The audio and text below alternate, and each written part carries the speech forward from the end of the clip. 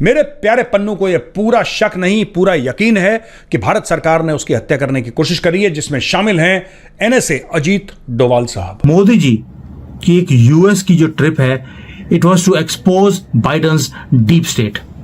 उन्होंने पहले बोल दिया कि मैं तो छड़ना नहीं है इस बार। अभी जा रहे हैं मोदी जी आने वाले कुछ दिनों में यूएस। उससे एक बात यह प्रूव हुई है कि this is a very very high stakes visit. हमारे पास एटम बम है, हम मार के उड़ा देंगे, और यहाँ तुम्हें पानी के लाले पड़ गए कि अगर इंडिया ने हमारा पानी बंद कर दिया तो पाकिस्तान तो बूंद बूंद को तरस जाएगा। तो हमारे दरियाओं का पानी भी रोक सकते हैं, जिससे कि बिल्कुल हमें भूखा प्यासा मार सकते हैं। वो हमें फ्लड्स की कोई इतला भी नहीं देंगे। ये बहुत बड़ी खबर है। मोदी जी ने इस डिप्लोमेटिक ट्रिप के अंदर एक इंडिकेशन दे दिया कि मैं डीप स्टेट को उन्हीं की कंट्री में बैठकर मैं उनको आईना दिखाऊंगा। अब डोनाल्ड ट्रंप का झुकाव भारत की तरफ है, हिंदुओं की तरफ है, ये सबको पता है।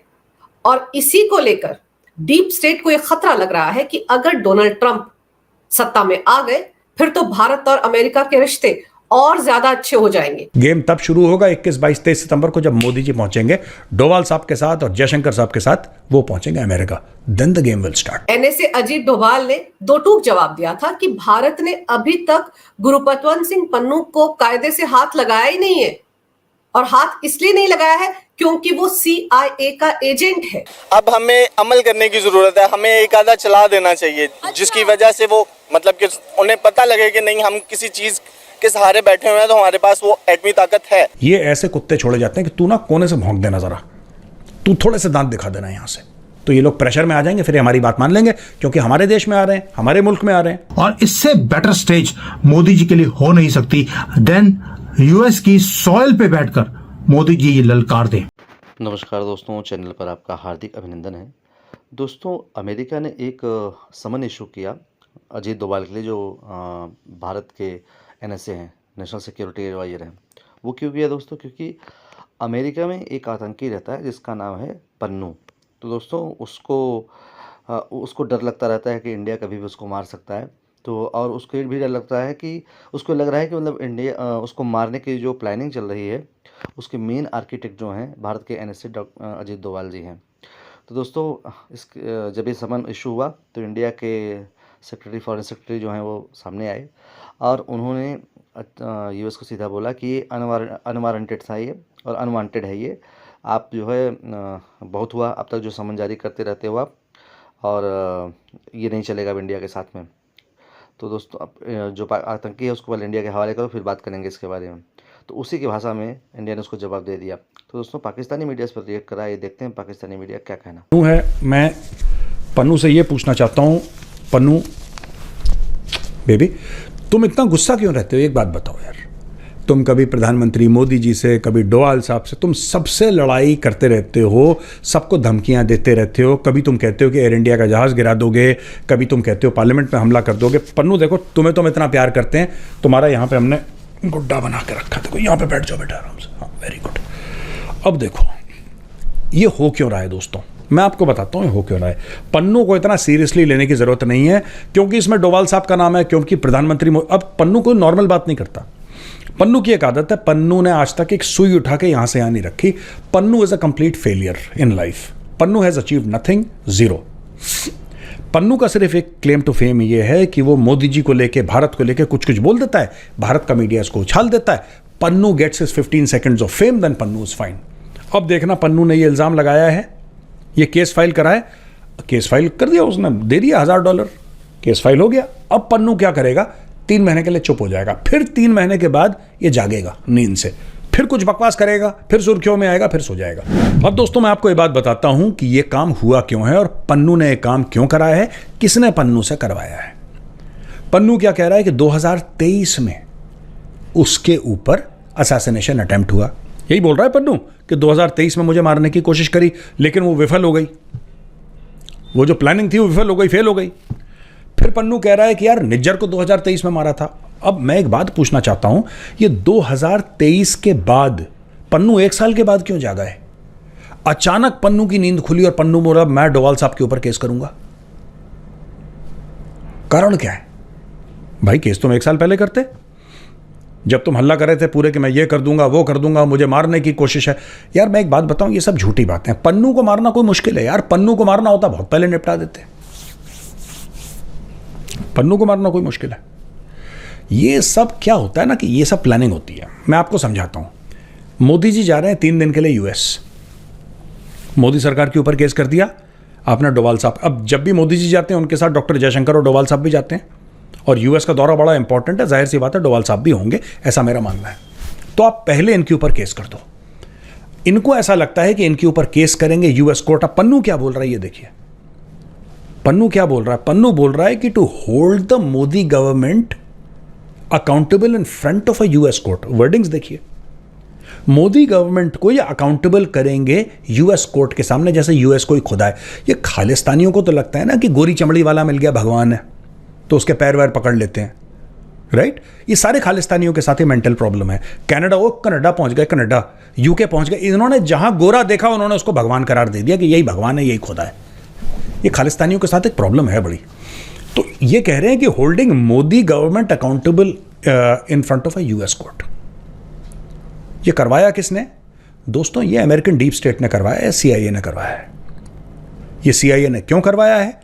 क्योंकि अब मैं बताता हूं अमेरिकन क्यों करवाएंगे। अब आप बोलेंगे साहब वो तो दोस्त हैं। देखिए कोई दोस्त नहीं है, कोई दुश्मन नहीं है, सब अपने फायदे का देखते हैं। भारत भी यही काम करता है, अमेरिका भी यही काम करता है, कोई इसमें दूध का धुला नहीं है। Let me be very honest. दोस्तों ये जो पूरा केस हुआ है ना मोदी सरकार के ऊपर, अजीत डोवाल साहब के ऊपर, ये जो पूरा केस हुआ है, इससे एक बात प्रूव हो गई है beyond the shadow of doubt कि जो मोदी जी की विजिट है 21, 22, 23 सितंबर को इस साल, अभी जा रहे हैं मोदी जी आने वाले कुछ दिनों में यूएस, उससे एक बात ये प्रूव हुई है कि this is a very very high stakes visit. ये जो केस हुआ ये केस नहीं है, इस केस की कोई मान्यता भी नहीं है, राइट? इस केस की जीरो मान्यता है।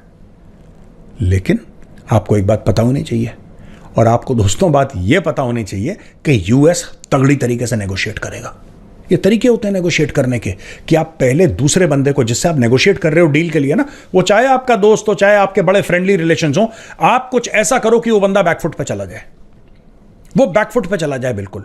और जब आप नेगोशिएट करें तो आपको खुश करने के लिए वो अच्छा ठीक है, ये पन्नू वन्नू का ना ये रफा दफा करवाओ, निज्जर का रफा दफा, आप जो बोलो हाँ बोलो, ये चाह रहा है ये। आपको लगता है ऐसा होने वाला है? डोवाल साहब बैंड बजा देंगे वहां पर अमेरिकन का, और आप देख लेना ज्यादा दिन दूर नहीं है, 21, 22, 23 हाई स्टेक्स मीटिंग होने वाली है यूएस में। बड़ी बड़ी डील्स इसमें साइन होने वाली हैं, बड़े बड़े इसमें डिसीजंस लिए जाएंगे।